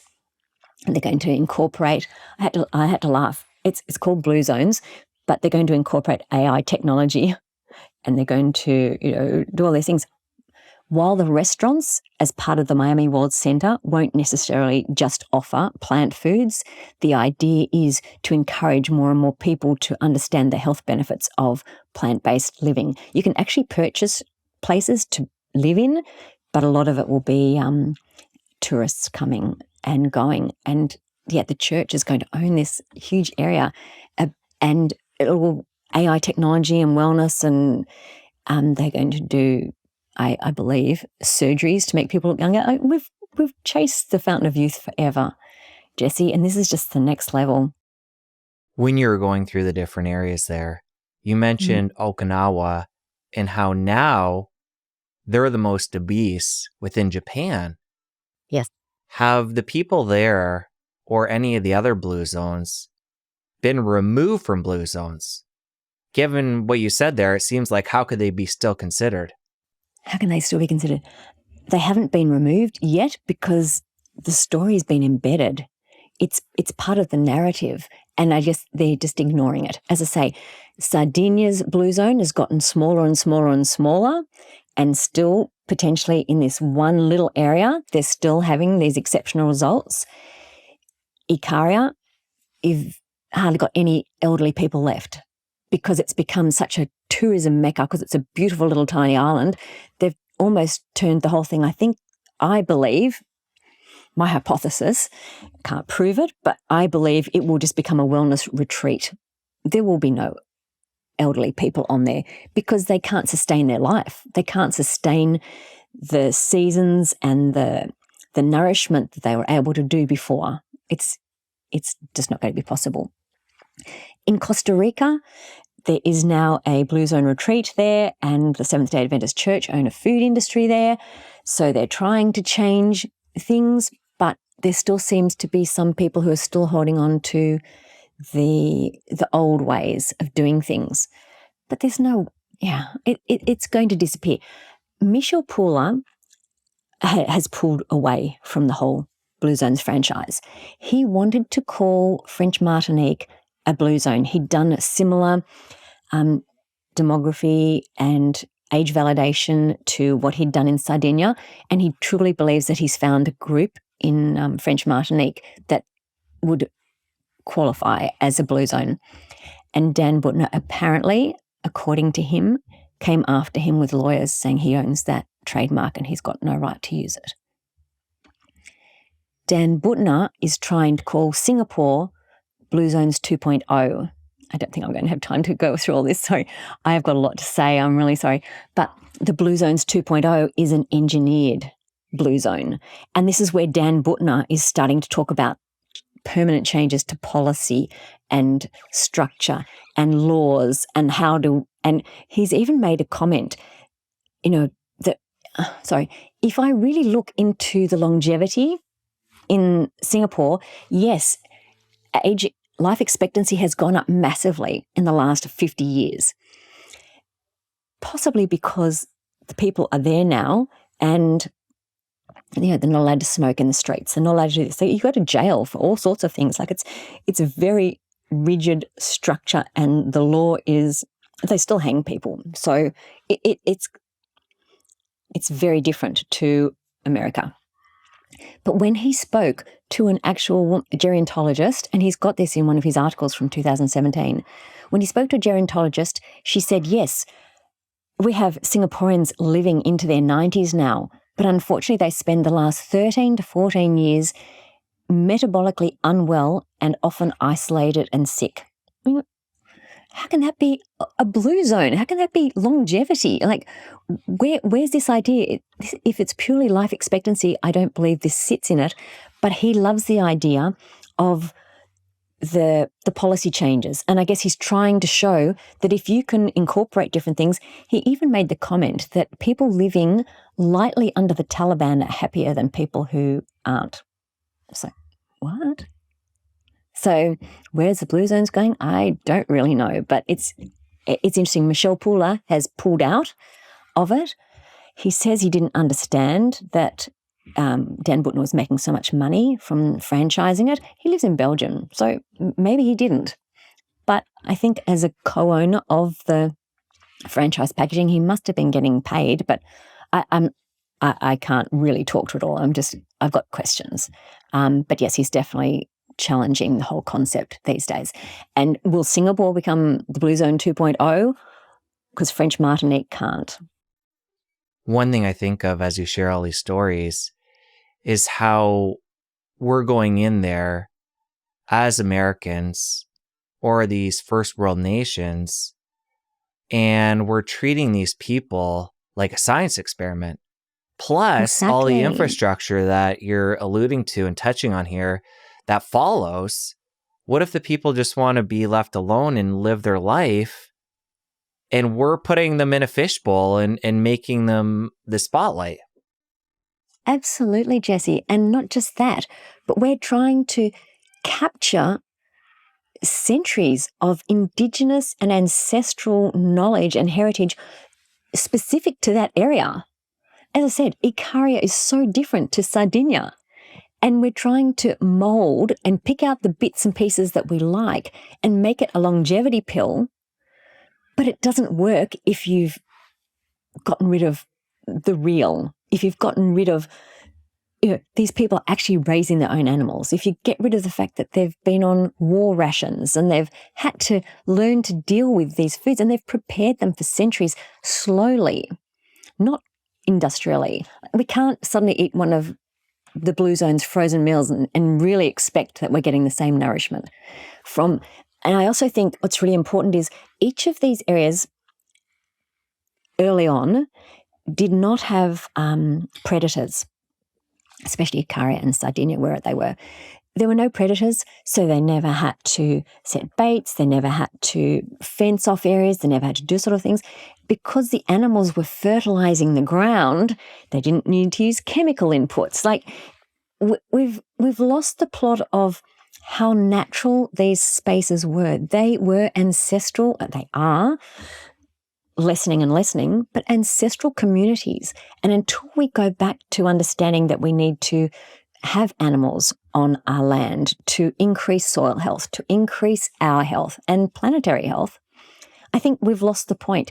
Trying to package it into a pill as a solution and sell us something that sounds mythical and wonderful, and this idea of wellness tourism, honestly, going to places, you can go to New York for $5,500 per person and have a 3-day Blue Zones retreat where you're pampered and you've got the Blue Zone lotions and you've got this and you've got that. So, Jessie, this isn't reality. This is marketing a mythical longevity pill. And so many people are falling for it because they're desperate to get healthy. They're desperate to find out what they can do. And as I say, some of the parts will be really useful and really good. But if all the parts don't work in cohesion and they fail to actually get metabolic health, then it's their fault because we gave you the prescription of how to do it. Well, as you share this, it gets me thinking about a whole nother area we're going to have to dive into another time, the Mediterranean diet, where we try and package it all together, bring that over here to the West and make it a simple distilled down version when I think there's like 21 countries in the Mediterranean. 22 sovereign countries, Okay, so there's a lot going on there, and to try and package that up and bring it to the West is a very similar type story in my mind. So we'll have to go there another day. Belinda, really enjoyed this. We're going to link up your Substack, absolutely, your social media. Thanks, Jesse. Let's hit a pause here and come back to this another day. I really enjoyed this. Thank you. Thank you so much. Thank you for watching. Stick around here for this other great interview. You don't want to miss it. I'll see you over there. Now, my take on carbohydrates, particularly glucose and fructose, if they're so good for us, why does the body do absolutely everything in its capacity to get it out of the bloodstream? Low carb.